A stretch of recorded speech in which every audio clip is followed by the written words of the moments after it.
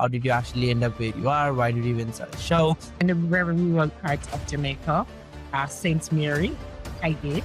What prompted you to actually start the Entrepreneurial You podcast? Oh my gosh, I could do big things. And people were actually inspired by me. How do you actually approach this guest? What's the process? Yeah, please walk us through how to do that. Why start a book? Why not start a radio show? What's your life's biggest achievements and what is the next big goal? Starting my clothing line so I did that without having any blueprint. What makes you excited to wake up from the bed and get to work? Life transformation through inspiration. What's going on? What's going on, everybody who's actually listening to this podcast right now? First of all, guys, welcome back to another episode of the Nikhil Sai Show, which is hosted by me, the Nikhil Sai, and guess what's going on today? We're back with another amazing guest.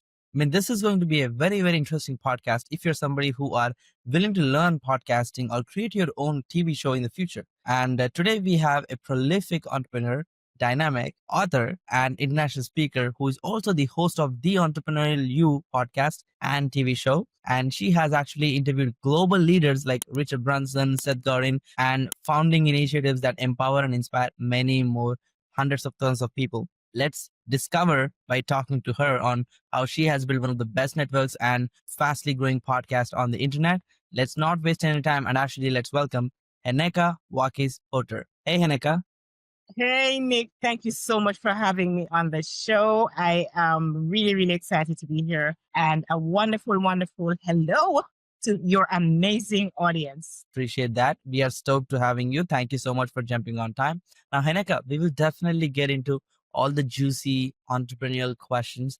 But before that, I would love to go behind the scenes and learn how you became you. Can you talk a little bit about your journey? How was your early childhood? How did you actually end up where you are? Why did you even start a show? Like, walk us through your early childhood. What was your story like, before you actually became who you are? Okay, well, let's start from the very beginning. So, grew up in the very rural parts of Jamaica, St. Mary, Highgate, and I was this little child who was really shy, no confidence, no self-esteem. I didn't have my parents around at the time. I didn't go with my parents, went through just being an average school student, wasn't very bright. But it's funny enough because persons thought I was bright, but I didn't see myself as bright. I was an average student, didn't like math, didn't like anything to do with the sciences. I ended up at university. Before university was high school, where I did a lot of food and nutrition, clothing and textile, things that have nothing to do with what I'm doing today, right? So I did that. And then I moved on to university after working for some time. I went on to university to pursue a double major in sociology and management studies. So that's pretty much my school journey. I grew up in church, had a lot of, trauma in my childhood. And I find that those traumatic experiences are actually what provide that foundation, that fodder for me now to use as support and inspiration for others. So in the long run, it worked. Although it wasn't the best, experiences, they turned out to be able to be doing some good. Let's put it that way, to inspire others, as my life mission is life transformation through inspiration. And I continue to allow people to live vicariously through my eyes as I inspire their next lead. That is definitely inspiring. Coming from a very unique background and still making to the top. And the best part is taking the different traumatic situations you are in and looking them positively, looking at them and then having a right perspective and converting that into a mission is definitely an important add-on. You have achieved, Haneka, and we are stoked. I believe this story will actually inspire a lot more entrepreneurs who actually want to do the same in their life, who are struggling with those traumatic situations. And now they get a better perspective of what they could do with those experiences. Now, I'm curious, what prompted you to actually start the Entrepreneurial You podcast? How did you even get that idea? What was the thought process? What was the vision when you're actually thinking about, oh, I'm going to interview podcast, do podcasts with the successful entrepreneurs? Great question, Nick. So when I started entrepreneurship, my entrepreneurial journey started about 2007. It pretty much started before that, like selling apples at my gate to try and get money to go to school, things like those, right? selling stockings and perfumes over time. But my formal entrepreneurial journey began about 2007, actually 2007, where I started a clothing line. And if you see my office now, so apparel, that's the name of the clothing line. And it's still very prominent in, although it's not being operated on now, it's still very prominent in my mind and even in my office, right? Because it is the first business I started where I would use Jamaican expressions and put an interpretation in English, versus like that. So when I started that journey, I realized that, oh my gosh, I could do big things and people were actually inspired by me. And so I'll be invited to speak on entrepreneurship to inspire girls, young women, stuff like that. And I realized, you know what? In order for me to reach many people, I need to write a book perhaps. And my first book was 15 Hints to Entrepreneurial Success. And then the idea came, why start a book? Why not start a radio show? And so the radio show in 2014 was born, called The Entrepreneur You. And that was on traditional radio right here in Jamaica. I did that for 3 seasons, 13 episodes each season, 2014, 2015, 2016. And then by the end of 2016, when I was into my last season for the Entrepreneur You radio edition, I was searching because by then I still had my clothing line in a store, brick and mortar. But I wanted to transition out of that. I wanted to go digital. Some conversations, one conversation after the other, lead me into a podcast. A friend of mine introduced me to 3 major podcasts, and I became hooked on John Lee Dumas's Entrepreneurs on Fire. And once I became on JLD's EO Fire, I thought, you know what? Podcast it is. And so I was excited. I was learning and leaning into John as he shares with his community. He would do a free course, how to start a podcast. And I would just be tuned in and very zoned in into what he was doing. Got very connected as part of his community. And before you know it, JLD is on my show. So yeah, that's how I pretty much started. That was definitely interesting to see how you actually started your own show in Jamaica to interviewing people and then getting onto the entrepreneur's fire and then actually making it your life's mission. So I'm curious, what challenges did you face when you started your podcasting career? How did you overcome them? So I think the major challenge I had was all in my head, if I must be honest, at the initial stage. And that challenge was, it's going to be so hard to do the tech stuff. Like, I'm not a techie. How am I going to do all this thing? So I was actually productively procrastinating. What do I mean by that? I was doing everything else for the podcast. I was, researching how to set up this. I was working on the website. I was working on everything I need to know, what software to use to record, everything else, getting the actual technology, the microphone, etc. When it came on to doing the actual recording, I'm like, oh my God, I'm so afraid. And the truth is, I should be, because there it was. I already had the radio show, and in the final season of the radio show, I did the Caribbean edition where I interviewed people virtually from all over the Caribbean, because the radio station would not absorb the cost to make those telephone calls. At the time, they would have to be telephone calls, and the radio station wasn't going to absorb those costs. And so I had to find a way to do it virtually by having those persons online. Skype at the time is what I used. So with that,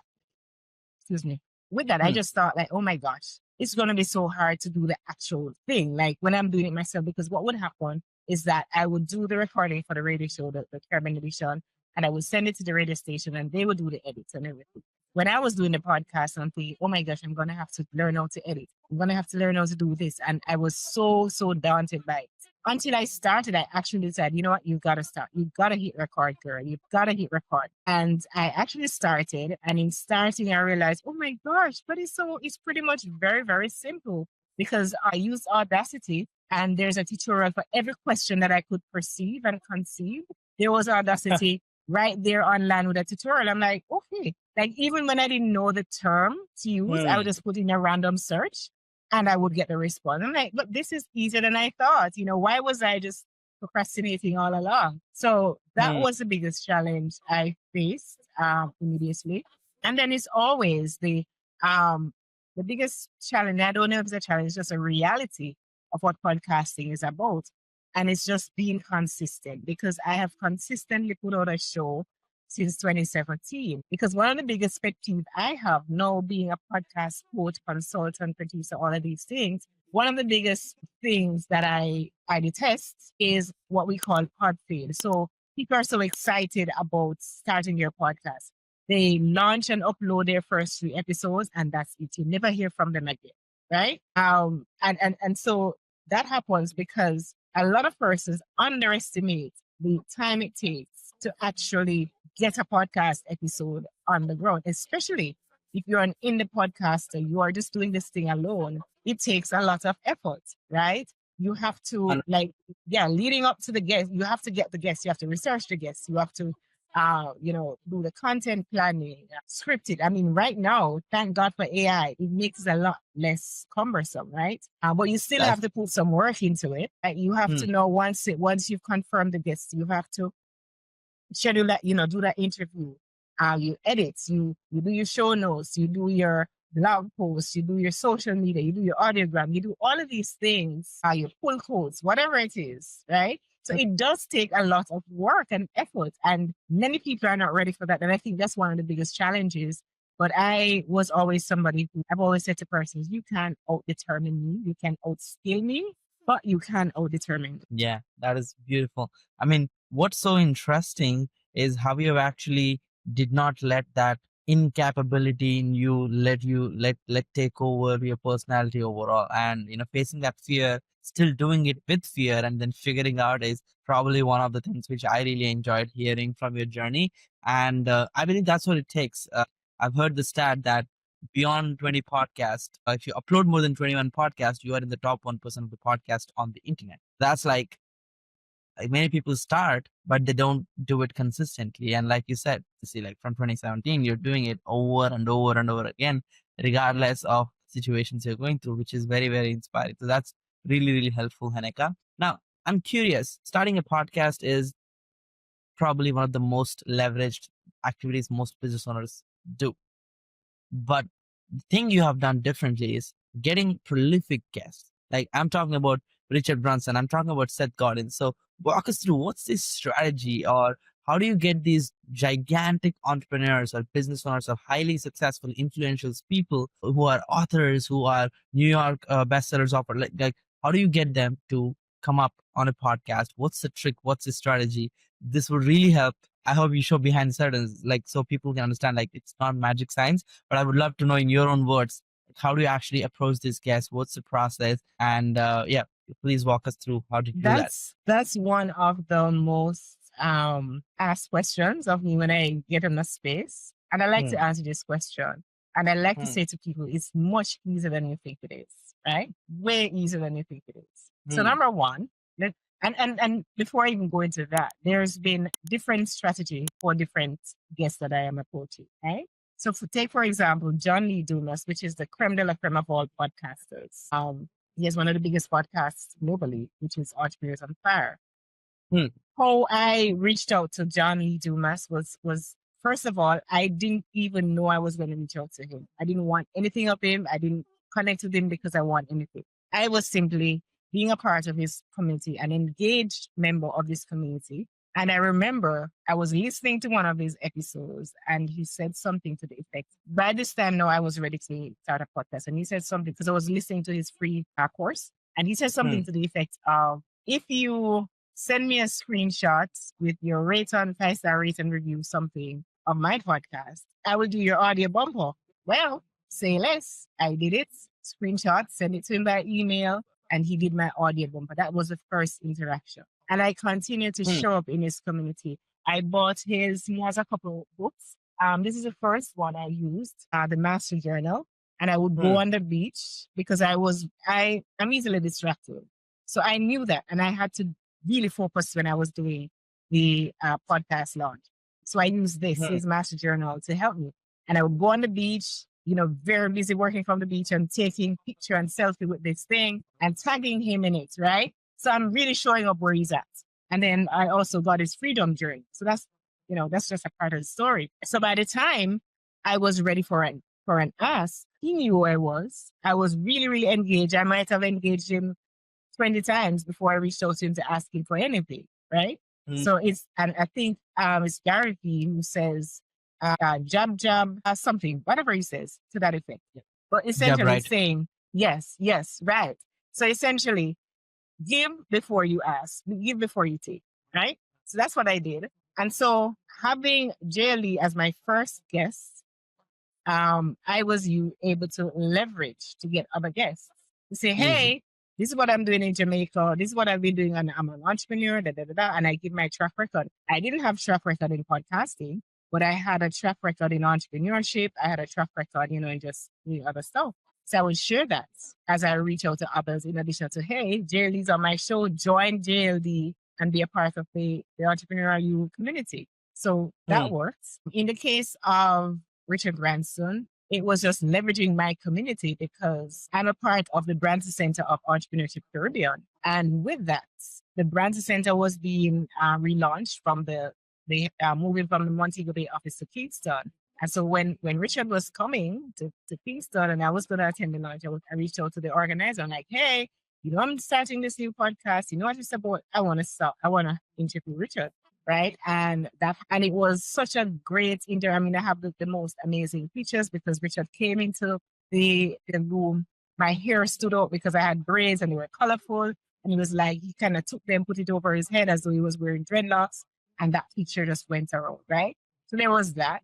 Then there was Seth Godin. The first time I reached out to Seth Godin, I simply stalked him on the internet. There's an app that I normally tell people to use, which is Hunter, HUNTER.io. There are other variants of that, several other variants of that software, where you pretty much can find the contact information for anybody you want, right? And so I was able to find Seth's email, and I sent him an email, and he responded, yes, right? And so the second time when he came on the show, he was launching a book, Shipping the Practice, Shipping Creative Work. Bought the book. I said, hey, Seth, let's talk about your new book. Let's come on the show to celebrate my 200th episode and talk about your new book, right? That worked. What's in it for me? Because everybody is tuned into the radio station, WIIF. What's in it for me? Les Brown was through a mutual acquaintance of both Les and myself. Before Les came on my podcast, I had interviewed him when he came to Jamaica at a conference that I attended, hosted by Alicia. And yeah, a mutual friend. And when I was ready, because I know they're very close, I was like, hey, I need to speak with Les on my show. And she made it happen. Lisa Nichols, it was a friend of a friend who got it to happen. So at every guest, like I'm saying, every guest has been different, right? The strategy has been different.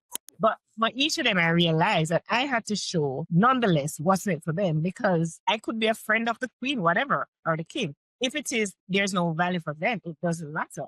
But I had to show what's in it for them. And what's in it for them, you may wonder, I'm just starting a podcast, I really don't have much to show.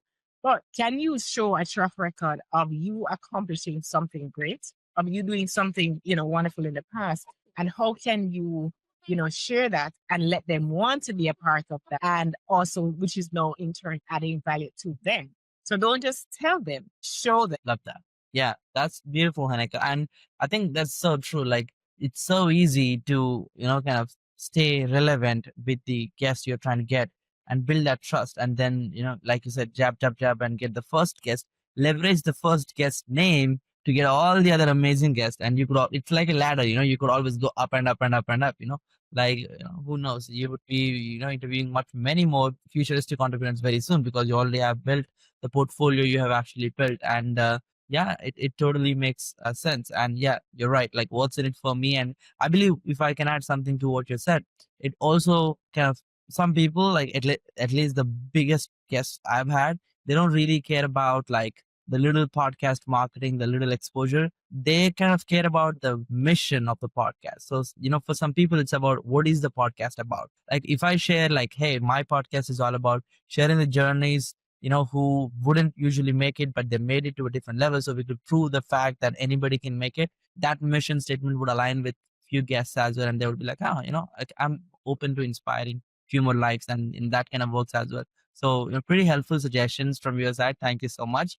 Now let's get to a different set of questions. Can you walk us through a different, a unique tool list you could personally use to manage your podcast, your clients, your productivity, your projects, and what? Say again, I missed that. The tools you use on a day-to-day basis. Like, what are all the tools you use on a daily basis? Okay. So, wow, there's so many. So, in terms of like marketing, I use Headliner.app a lot for audiograms. That's one of the biggest ones when it comes onto the marketing aspect. There's also Canva for artwork. Absolutely can't do without Canva. I can't do without ChatGPT. I can't do without Grammarly. So I use ChatGPT to, I put in to create my outline nowadays. I mean, before I was doing it on my own, but now I just say, okay, create the podcast script with intro. This is the bio of the guests. Create the intro, the outro, the interview questions, write an affirmation, and tell it based on all the segments that I have in the show. I just tell ChatGPT what I want, and then once that is once it returns that response, then I run it through Grammarly to make sure, because ChatGPT, when the grammar is sometimes off, and it's most times in the, what's the word I'm looking for? So it's not written in standard English. So I run it through Grammarly. So it's more in the, okay, here it is. It's more in the passive. ChatGPT returns it in the passive voice. I want it in the active voice. So I use Grammarly a lot to do that. Of course, good old Google Sheets is what I do with my running order. Calendly for sure does my my scheduling. Then there is Google Drive, which I share with my team members, upload files, stuff like that. So those are the basic tools. Of course, now I'm recording with Zoom. I want to try Riverside. I think I'm going to try Riverside. I'm not so sure. Like, people either love Riverside. I mean, like the feedback I get for Riverside is really, really great or really, really bad. Like, there is no in between, right? So I don't know. And then there is Zoom. I've used StreamYard as well, but predominantly Zoom. And my podcast editor is in Kenya. So I'm able to, just share files. Also WhatsApp. Like, WhatsApp is a big part of my communication aspect of my process, because I communicate a lot. Outside of regular emails, I communicate a lot via WhatsApp with my team. So that's pretty much it in a nutshell. That helps a lot, actually. You have given like a clear rundown list. Appreciate that, and explain the functionality as well. So that's really helpful. Now, Henega, if you could go back and talk to 20-year-old yourself and give a single suggestion, what would that be? I would tell my 20-year-old self, Heneka, 20-year-old Heneka, please relax. You may not know exactly what you want to do right now, but believe me, you will figure it out. And it is going to be okay. And guess what? You may choose something today, but it's okay to change your mind later. It is okay.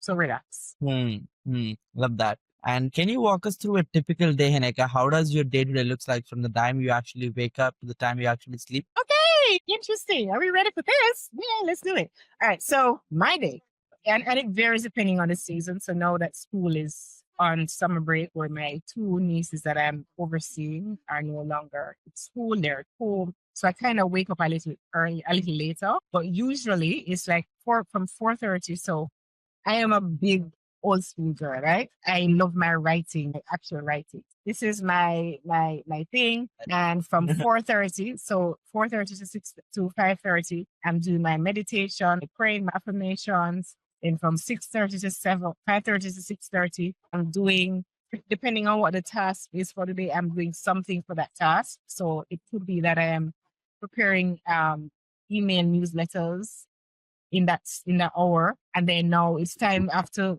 between 5:30 and 6:30, it's time to do breakfast for the girls to go to school. Between 7:30 and 8:30, I'm transiting to school and I'm going to the hill to do my exercise. Between 8:30 to 9:30, I'm back, I'm resting. Between 9:30 and say 10:30, 11, I am doing another focused work, whatever it is that I'm doing for the day. And then at 11, if it's a Monday, I'm joining my prayer partner for prayer. And then after that, it's another focused hour. Then back to school to go do pick up, then come back, do lunch. After lunch, I rest. Then after I rest, I spend some time with the girls. Then after that, it's time to do another 2 hours. That's about 5 to 7 in the evening. I'm doing another 2 hours of focused work. And then I'm off for the day. Putting the girls at that time to bed by about 9 p.m. Or by about 9 p.m. After that, I know I used to scroll like social media after I've had a long day. I used to scroll Hmm. social media to relax and use TikTok. Right? I used to go on TikTok to relax, or I would read something on the Kindle or just read something on. But I have now totally locked off the electronic devices, TV, computer, phone by 9 p.m. And I'm now big on reading, not even self-help books like I love to read, like I used to read a lot in the past, because I realized in doing that, my brain was not slowing down. I was still like going, going, going. So what I've started to read now, Nick, from 9 till about 11 are novels. Oh my God, novels. They are like the new, the new entertainment for me. I love that. That's pretty insightful. And thank you so much for walking us through your average day. Now, can you talk a little bit about the biggest mistake you have made in your journey so that we can save ourselves from repeating it? The biggest mistake I've made on my journey had to do with when I started a sauce line. Where is it? I have it here. Nice little sauce line that I had. And to put a long story short, I had to do a legal battle in courts. And I didn't want to go through the pain of having this long drawn out contesting and stuff. So I decided to settle with the party involved out of court, one out of court settlement with the party involved. Nick, I tell you today, I don't live my life in regrets usually. But if you were to ask me, what's the biggest regret you've ever had? I would tell you the biggest regret I've ever had in my life is to make that settlement, because hindsight is always 2020, right? And in looking back, I know without a doubt and from good sources that I would have legally won that battle. And I spent Hmm. a pretty penny to settle out of court just because I wanted peace of mind. But it was the biggest mistake I ever made. Makes sense. Yeah. Thank You you for never sharing saw that that. coming, did you? So that's interesting, actually. And yeah, I think, I mean, it's kind of a tricky place as entrepreneurs. We use our mind, variety of things, but then if it's just too much, we want to just have some peace instead of everything we tried. So kind of makes sense. I've had similar stories as well, but in a different dynamic. But anyway, moving on. Uh, Haneka, what's your life's biggest achievements and what is the next big goal? Oh, what's my biggest achievement? Because there have been so many. I think the first one I'd have to credit to starting my clothing line, because coming from my humble background, I had no idea that I could start a brand that would allow me to travel the world, that would allow me to get some recognition, award winning entrepreneur, all of that. So I did that without having any blueprint, seeing anybody in my family did that. So I think that's why I remain so proud of the brand, even keeping the logo so prominent in my office, even though it's not a business that I am operating right now. So I think that's one of my biggest accomplishments. What was the part two again? You actually broke up for a second. Oh, how much did you? Yep. So my next question was, what's the next big goal? Like, what is the aim Oh, you're the trying to next. achieve? Okay. Yep. So my next big goal. So while I'm doing all of these things, with entrepreneurship and podcasting and stuff, one of my real big loves is to motivate and inspire women, to help women out of trauma and so on. And so a couple of years ago, I started a social enterprise that is called Grace to Grow. And Grace to Grow is a mentorship program for women. The women pay nothing to be a part of it. It's sponsored by Corporate Jamaica and our fundraising activity. And the next big thing for me is doing um, expanding the program to continue to mentor these women and, have them graduate from the program and being able to support them outside of the program ending. So that's big. It's something that I continue to work on. It's near and dear to my heart. Yeah, that's exciting. And I'm curious, what makes you excited to wake up from the bed and get to work? What's the inspiration, the motivation, the real reason you actually work hard on the podcast, the coaching side, and everything else which you're doing day to day? When I always tell people when I coach them, in my mentor I coach, that as Simon Sinek says, start with why. And the why for me, as I mentioned earlier, Nick, is life transformation through inspiration.